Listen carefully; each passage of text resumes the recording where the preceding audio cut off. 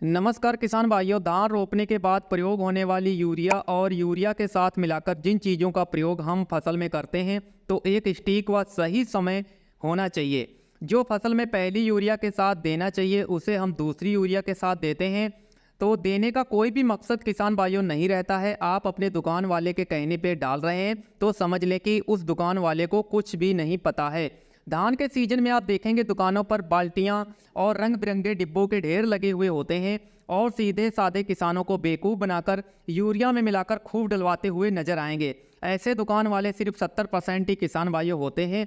आप अपने खेती में चार्ट दुकान वाले से ना बनवाकर आप खुद बनाएं, क्योंकि सबसे बड़े डॉक्टर आप अपने खेती, अपने ज़मीन और अपने फसल के होते हैं। किसान भाइयों, हम वीडियो में बताने वाले हैं, वीडियो को आप लोग बिना बगाए पूरा देखिएगा कि आप धान की फसल में पहली यूरिया के साथ क्या मिलाकर डाल सकते हैं जिससे आपकी धान की फसल अच्छी ग्रोथ करेगी, ज़्यादा कल्ले भी बनाएगी।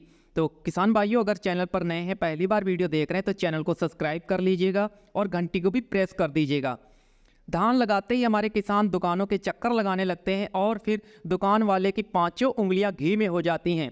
पहली यूरिया में ज़्यादातर किसान मार्केट से लाकर जबरैलिक एसिड, ह्यूमिक एसिड और भी काफ़ी एसिड आते हैं जो यूरिया में मिलाकर धान की फसल में प्रयोग करते हैं। धान का खेत काला, खूब हरा भरा दिखने लगता है। 15 दिनों तक ऐसे ही आपका धान जो हरा भरा दिखाई देगा। किसान भाइयों, आप सोचेंगे कि हमारी फसल बहुत अच्छी है, लेकिन जो फसल के अंदर पोषक तत्वों की कमी आएगी वह आपको दिखाई नहीं देगी। 15 दिनों तक उसे फसल जो है किसान भाइयों छिपा कर रखेगी। लेकिन जैसे ही इन रंग बिरंगे डिब्बों का असर खत्म होगा वैसे ही आपकी फसल जो है पीली, कमजोर दिखने लगेगी। किसान भाइयों, जिंक की कमी पौधों में दिखाई देगी, लोहे तत्व की कमी भी आपकी फसल में आएगी। उसके बाद में किसान भाइयों हम बहुत कुछ मार्केट से फिर लाकर प्रयोग करने लगते हैं जिससे समय भी बर्बाद होता है और फसल का जो सही समय होता है फोट कराने का और टीलर बनाने का, कल्ले निकालने का, वो भी निकल चुका होता है। किसान भाई, ये गलती बिल्कुल आप लोगों को नहीं करनी है। पहल के आधार पर आप लोगों को धान की पहली यूरिया में क्या मिलाकर डालना है बेहतर रिजल्ट के लिए, और पैसा भी बचाना है, समय भी किसान भाइयों बचाना है। धान में जिंक पौधों की बढ़वार करता है। जिंक सल्फेट पहली यूरिया के साथ मिलाकर प्रयोग कर सकते हैं आप लोग किसान भाइयों। इसमें आप लोगों को 15% तक सल्फर भी होता है।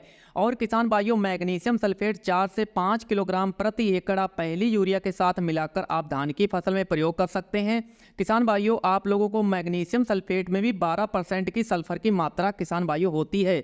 अगर आप पहली यूरिया में जिंक सल्फेट मिलाकर देने वाले हैं 33% की, 7 किलोग्राम आप लोगों को जिंक लेना है 1 एकड़ में, और आप लोगों को 40 से 45 किलोग्राम यूरिया लेना है 1 एकड़ में, और अच्छे से मिक्स करके आप जिंक प्रयोग कर सकते हैं। अब किसान भाइयों, मैग्नीशियम सल्फेट आप प्रयोग करना चाहते हैं तो मैग्नीशियम सल्फेट की मात्रा 4 से 5 किलोग्राम प्रति एकड़ 40 से 45 किलोग्राम यूरिया में मिक्स करके डाल सकते हैं। मैग्नीशियम सल्फेट पत्तों में क्लोरोफिल मेंटेन करता है। धूप से जो पत्तों में भोजन बनता है, प्रकाश संश्लेषण की क्रिया, उसमें क्लोरोफिल का बहुत ज़्यादा किसान भाइयों योगदान होता है। हमारी फसल अच्छी होती है, अच्छी ग्रोथ करती है। धान में फारस सल्फेट का प्रयोग बहुत योगदान होता है किसान भाइयों। पौधों की हरियाली, फुटाव, बढ़वार करने में, हरी भरी करने में किसान भाइयों पूरी मदद करता है। धान में फारस सल्फेट आप स्प्रे में भी दे सकते हैं और शुरू में यूरिया के साथ अगर आप देना चाहते हैं तब भी किसान भाइयों आप दे सकते हैं।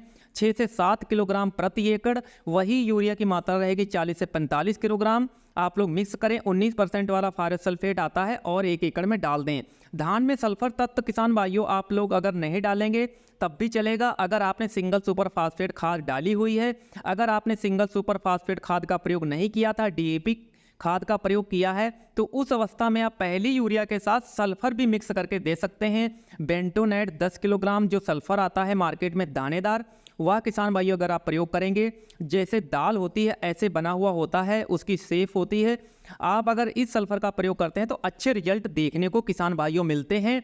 अब किसान भाइयों, जो पहली यूरिया के साथ हमारे किसान अक्सर जो है मार्केट से ग्रोथ प्रमोटरों का प्रयोग करते हैं, तो ये गलती हम लोगों को नहीं करनी है। ग्रोथ प्रमोटर प्रयोग करने के लिए अभी बहुत समय है किसान भाइयों, लंबा समय है, हम लोग बाद में प्रयोग करेंगे।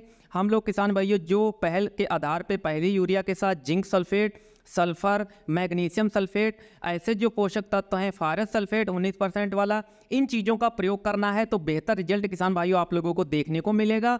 और ये जानकारी अगर अच्छी लगी होगी तो किसान हित में दबाकर शेयर कीजिएगा। आने वाले वीडियो भी जरूर देखिएगा। धन्यवाद। जय हिंद।